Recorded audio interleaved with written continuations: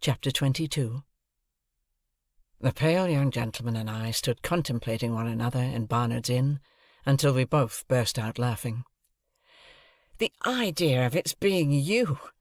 said he. "The idea of its being you!" said I. And then we contemplated one another afresh, and laughed again. "Well," said the pale young gentleman, reaching out his hand good-humouredly, "it's all over now, I hope, and it will be magnanimous in you if you'll forgive me for having knocked you about so." I derived from this speech that Mr. Herbert Pocket, for Herbert was the pale young gentleman's name, still rather confounded his intention with his execution. But I made a modest reply, and we shook hands warmly. "You hadn't come into your good fortune at that time?" said Herbert Pocket. "No," said I. "No," he acquiesced. "I heard it had happened very lately. I was rather on the look-out for good fortune then." "Indeed?" "Yes. Miss Havisham had sent for me, to see if she could take a fancy to me. But she couldn't. At all events, she didn't." I thought it polite to remark that I was surprised to hear that. "Bad taste," said Herbert, laughing. "But a fact. Yes, she had sent for me on a trial visit, and if I had come out of it successfully, I suppose I should have been provided for. Perhaps I should have been what you may call it to Estella."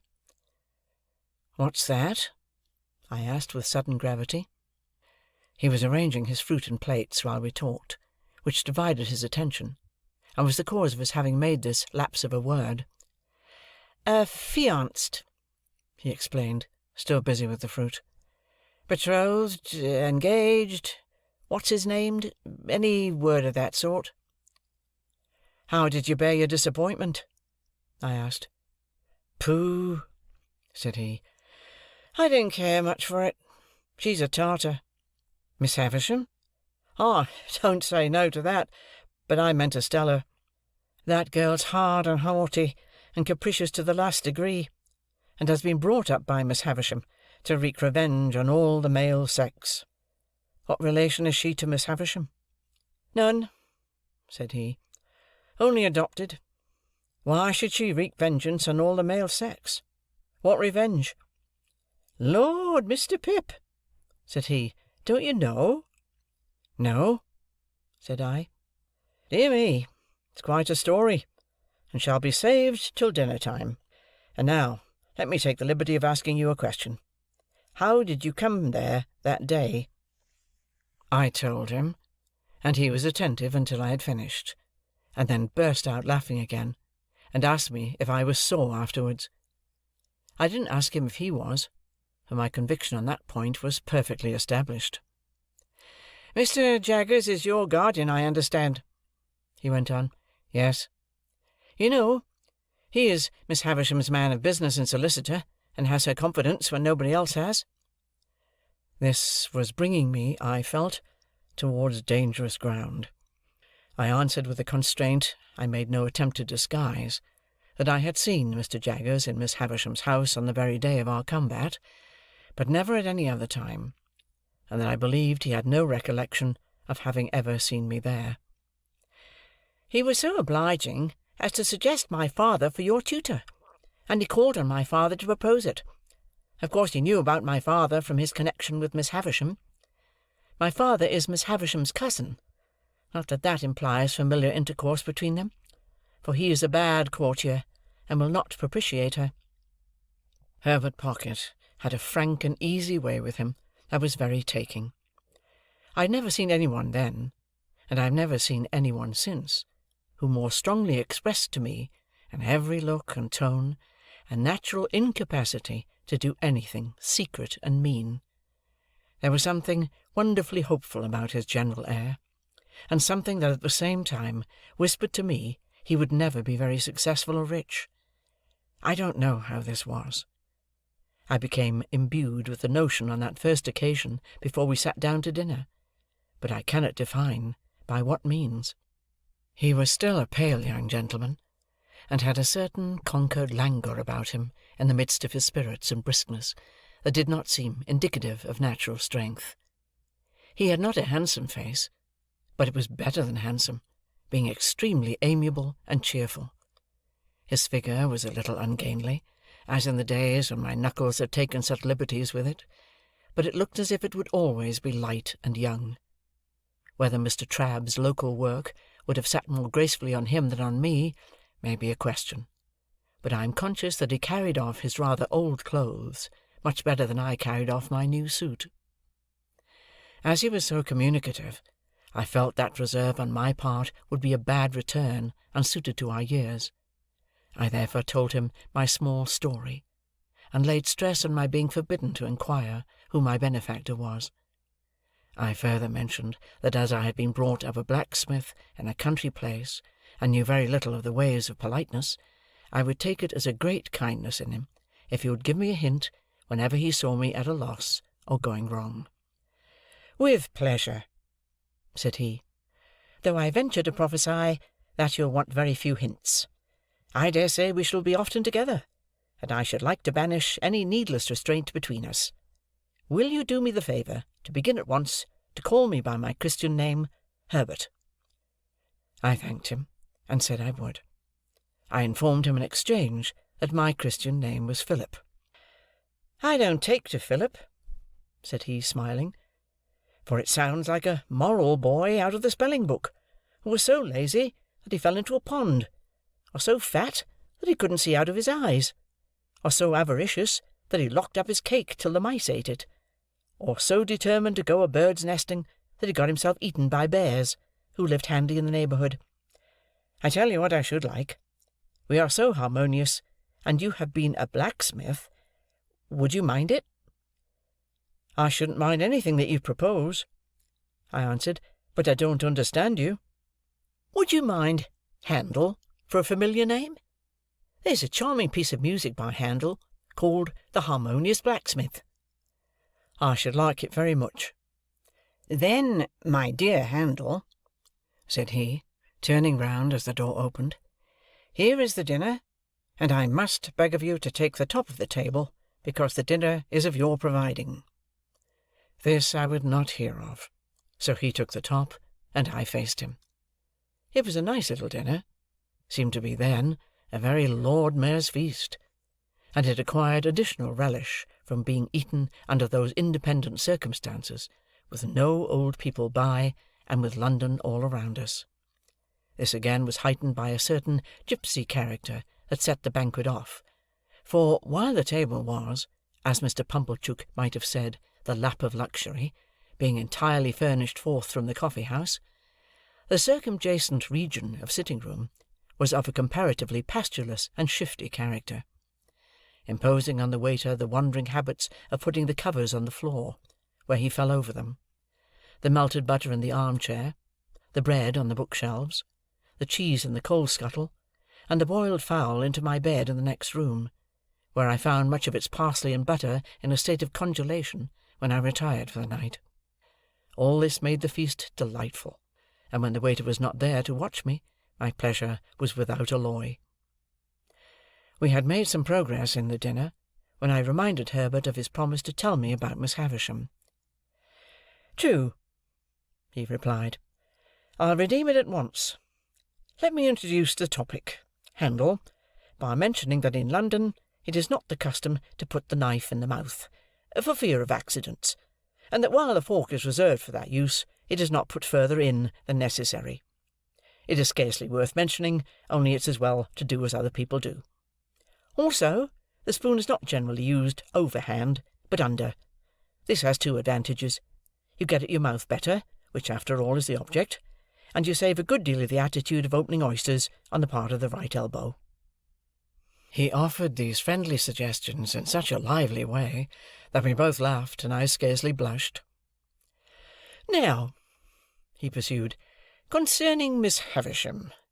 Miss Havisham, you must know, was a spoilt child. Her mother died when she was a baby, and her father denied her nothing. Her father was a country gentleman, down in your part of the world, and was a brewer. I don't know why it should be a crack thing to be a brewer, but it is indisputable that while you cannot possibly be genteel and bake, you may be as genteel as never was and brew. You see it every day. Yet a gentleman may not keep a public house, may?" said I. "Not on any account," returned Herbert. "But a public house may keep a gentleman. Well, Mr. Havisham was very rich and very proud. So was his daughter." "Miss Havisham was an only child?" I hazarded. "Stop a moment. I'm coming to that. No, she was not an only child. She had a half-brother. Her father privately married again. His cook, I rather think." "I thought he was proud," said I. "My good Handel, so he was. He married his second wife privately, because he was proud, and in course of time she died. When she was dead, I apprehend he first told his daughter what he had done, and then the son became a part of the family, residing in the house you are acquainted with. As the son grew a young man, he turned out riotous, extravagant, and undutiful, altogether bad. At last his father disinherited him, but he softened when he was dying, and left him well off, though not nearly so well off as Miss Havisham. Take another glass of wine, and excuse my mentioning that society, as a body, does not expect one to be so strictly conscientious in emptying one's glass as to turn it bottom upwards with the rim on one's nose." I had been doing this in an excess of attention to his recital. I thanked him and apologized. He said, "Not at all," and resumed. "Miss Havisham was now an heiress, and you may suppose was looked after as a great match. Her half-brother had now ample means again, but what with debts and what with new madness, wasted them most fearfully again. There were strong differences between him and her, and there had been between him and his father, and it is suspected that he cherished a deep and mortal grudge against her, as having influenced the father's anger. Now I come to the cruel part of the story, merely breaking off, my dear Handel, to remark that a dinner napkin will not go into a tumbler. Why I was trying to pack mine into my tumbler, I am wholly unable to say. I only know that I found myself, with a perseverance worthy of a much better cause, making the most strenuous exertions to compress it within those limits. Again I thanked him, and apologized, and again he said in the cheerfullest manner, "Not at all, I am sure," and resumed. "There appeared upon the scene, say at the races, or the public balls, or anywhere else you like, a certain man, who made love to Miss Havisham. I never saw him, for this happened 25 years ago, before you and I were, Handel. But I have heard my father mention that he was a showy man, and the kind of man for the purpose, but that he was not to be, without ignorance or prejudice, mistaken for a gentleman. My father most strongly asseverates, because it is a principle of his, that no man who is not a true gentleman at heart ever was, since the world began, a true gentleman in manner. He says, no varnish can hide the grain of the wood, and that the more varnish you put on, the more the grain will express itself. Well, this man pursued Miss Havisham closely, and professed to be devoted to her. I believe she had not shown much susceptibility up to that time, but all the susceptibility she possessed certainly came out then, and she passionately loved him. There is no doubt that she perfectly idolized him. He practised on her affection in that systematic way that he got great sums of money from her, and he induced her to buy her brother out of a share in the brewery, which had been weekly left to him by his father, at an immense price, on the plea that, when he was her husband, he must hold and manage it all. Your guardian was not at that time in Miss Havisham's counsels, and she was too haughty and too much in love to be advised by any one. Her relations were poor and scheming, with the exception of my father. He was poor enough, but not time-serving or jealous. The only independent one among them. He warned her that she was doing too much for this man, and was placing herself too unreservedly in his power. She took the first opportunity of angrily ordering my father out of the house, in his presence, and my father has never seen her since. I thought of her having said, Matthew will come and see me at last, when I am laid dead upon that table. And I asked Herbert whether his father was so inveterate against her. It's not that, said he, but she charged him, in the presence of her intended husband, with being disappointed in the hope of fawning upon her for his own advancement, and if he were to go to her now, it would look true, even to him, and even to her. To return to the man, and make an end of him. The marriage day was fixed, the wedding dresses were bought, the wedding tour was planned out, the wedding guests were invited. The day came, but not the bridegroom.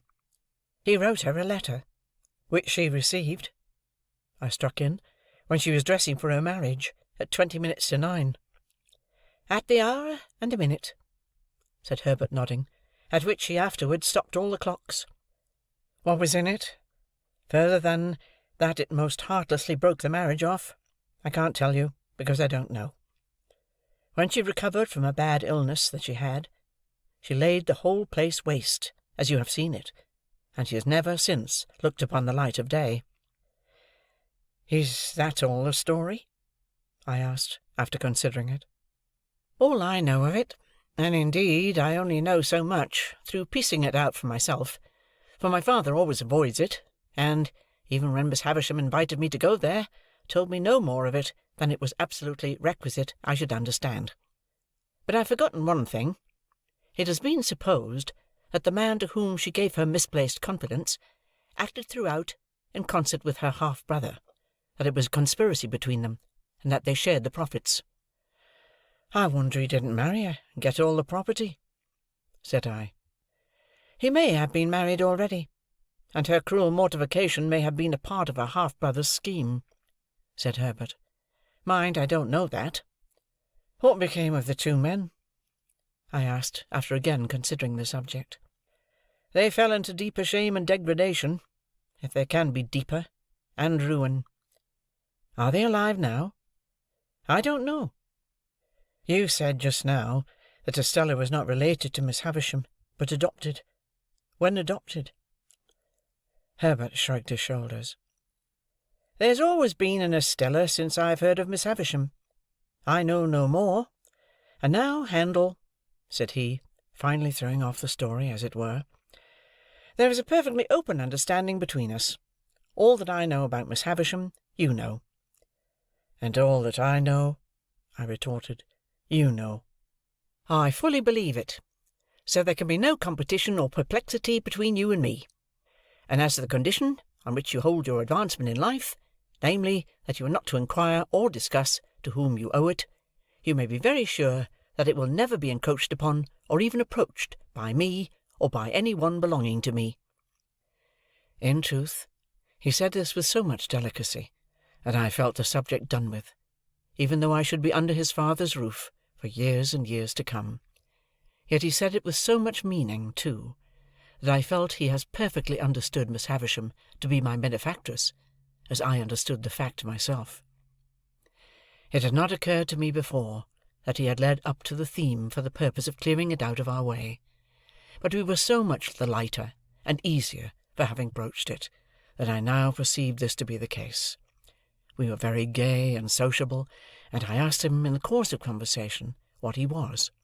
He replied, "A capitalist, an insurer of ships."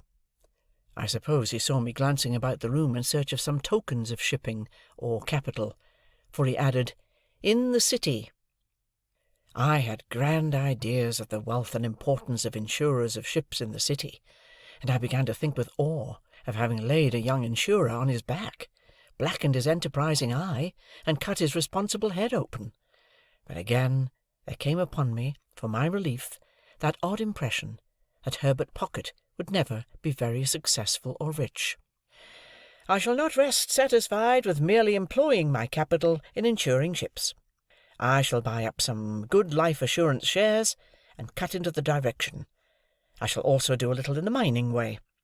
None of these things will interfere with my chartering a few thousand tons on my own account. I think I shall trade," said he, leaning back in his chair, "to the East Indies, for silks, shawls, spices, dyes, drugs, and precious woods. It's an interesting trade." "And the profits are large?" said I. "Tremendous," said he. I wavered again, and began to think here were greater expectations than my own. "I think I shall trade also," said he, putting his thumbs in his waistcoat pockets. "To the West Indies, for sugar, tobacco, and rum.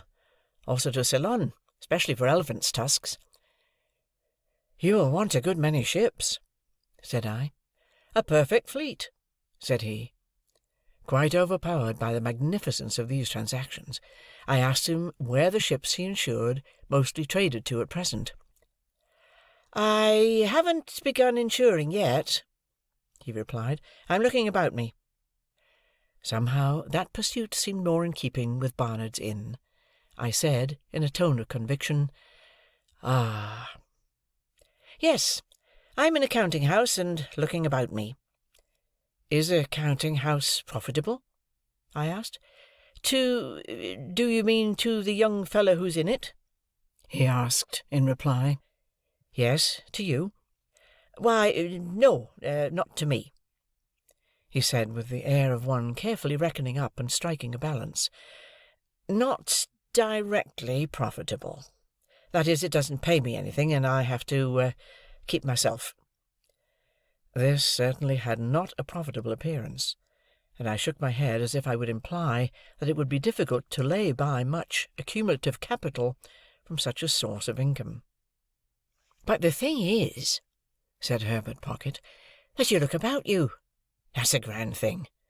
You're in a counting-house, you know, and you look about you." It struck me as a singular implication that you couldn't be out of a counting-house, you know, and look about you, but I silently deferred to his experience. "Then the time comes," said Herbert, "when you see your opening, and you go in, and you swoop upon it, and you make your capital, and then there you are. When you've once made your capital, you have nothing to do but employ it." This was very like his way of conducting that encounter in the garden. Very like. His manner of bearing his poverty, too, exactly corresponded to his manner of bearing that defeat. It seemed to me that he took all blows and buffets now with just the same air as he had taken mine then. It was evident that he had nothing around him but the simplest necessaries, for everything that I remarked upon turned out to have been sent in on my account from the coffee-house or somewhere else. Yet, having already made his fortune in his own mind, he was so unassuming with it that I felt quite grateful to him for not being puffed up. It was a pleasant addition to his naturally pleasant ways, and we got on famously. In the evening we went out for a walk in the streets, and went half-price to the theatre, and next day we went to church at Westminster Abbey, and in the afternoon we walked in the parks, and I wondered who shod all the horses there, and wished Joe did. On a moderate computation, it was many months that Sunday since I had left Joe and Biddy. The space interposed between myself and them partook of that expansion, and our marshes were any distance off.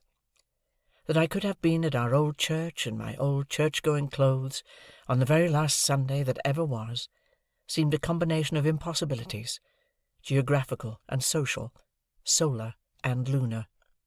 Yet in the London streets, so crowded with people and so brilliantly lighted in the dusk of evening, there were depressing hints of reproaches for that I had put the poor old kitchen at home so far away.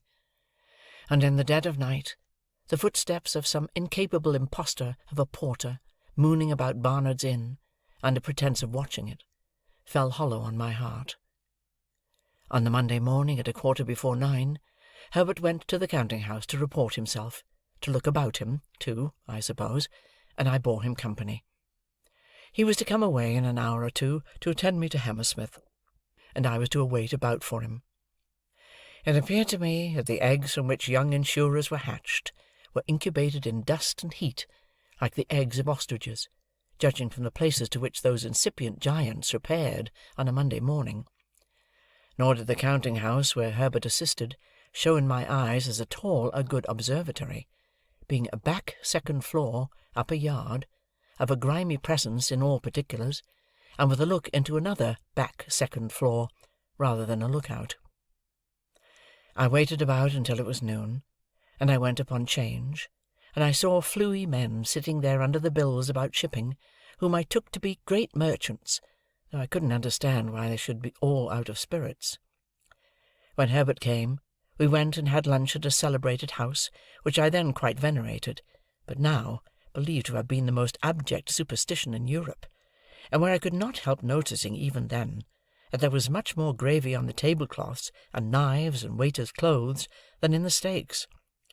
This collation disposed of at a moderate price, considering the grease which was not charged for, we went back to Barnard's Inn, and got my little portmanteau, and then took coach for Hammersmith. We arrived there at 2 or 3 o'clock in the afternoon, and had very little way to walk to Mr. Pocket's house. Lifting the latch of a gate, we passed direct into a little garden overlooking the river, where Mr. Pocket's children were playing about; and unless I deceive myself, on a point where my interests or prepossessions are certainly not concerned, I saw that Mr. and Mrs. Pocket's children were not growing up, or being brought up, but were tumbling up. Mrs. Pocket was sitting on a garden chair under a tree, reading, with her legs upon another garden chair, and Mrs. Pocket's 2 nursemaids were looking about them while the children played. "Mamma," said Herbert, "this is young Mr. Pip," upon which Mrs. Pocket received me with an appearance of amiable dignity. "Master Alick, and Miss Jane," cried one of the nurses to 2 of the children, "if you go a-bouncing up against them bushes, you'll fall over into the river and be drownded, and what'll your pa say then?" At the same time, this nurse picked up Mrs. Pocket's handkerchief, and said, "If that don't make 6 times you've dropped it, mum," upon which Mrs. Pocket laughed, and said, "Thank you, Flopson," and settling herself in one chair only, resumed her book. Her countenance immediately assumed a knitted and intent expression, as if she had been reading for a week; but before she could have read 6 lines, she fixed her eyes upon me, and said, "I hope your mamma is quite well?" This unexpected inquiry put me into such a difficulty that I began saying in the absurdest way that if there had been any such person, I had no doubt she would have been quite well, and would have been very much obliged, and would have sent her compliments, when the nurse came to my rescue. "Well," she cried, picking up the pocket-handkerchief, "if that don't make 7 times, what are you a-doing of this afternoon, mum?" Mrs. Pocket received her property, at first with a look of unutterable surprise, as if she had never seen it before, and then with a laugh of recognition, and said, "Thank you, Flopson," and forgot me, and went on reading. I found, now I had leisure to count them, that there were no fewer than 6 little Pockets present, in various stages of tumbling up. I had scarcely arrived at the total, when a 7th was heard, as in the region of air, wailing dolefully. "If there ain't baby," said Flopson, appearing to think it most surprising, "make haste up, Millers." Millers, who was the other nurse, retired into the house, and by degrees the child's wailing was hushed and stopped, as if it were a young ventriloquist with something in its mouth. Mrs. Pocket read all the time. I was curious to know what the book could be. We were waiting, I suppose, for Mr. Pocket to come out to us. At any rate, we waited there, and so I had an opportunity of observing the remarkable family phenomenon that whenever any of the children strayed near Mrs. Pocket in their play, they always tripped themselves up and tumbled over her, always very much to her momentary astonishment, and their own more enduring lamentation. I was at a loss to account for this surprising circumstance, and could not help giving my mind to speculations about it, until by and by Millers came down with the baby, which baby was handed to Flopson, which Flopson was handing it to Mrs. Pocket, when she too went fairly head foremost over Mrs. Pocket, baby and all, and was caught by Herbert and myself. "Gracious me, Flopson," said Mrs. Pocket, looking off her book for a moment, "everybody's tumbling." "Gracious you indeed, mum," returned Flopson, very red in the face. "What have you got there?" "I got here, Flopson?" asked Mrs. Pocket. "Why, if it ain't your footstool!" cried Flopson. "And if you keep it under your skirts like that, who's to help tumbling? Here, take the baby, mum, and give me your book." Mrs. Pocket acted on the advice, and inexpertly danced the infant a little in her lap, while the other children played about it.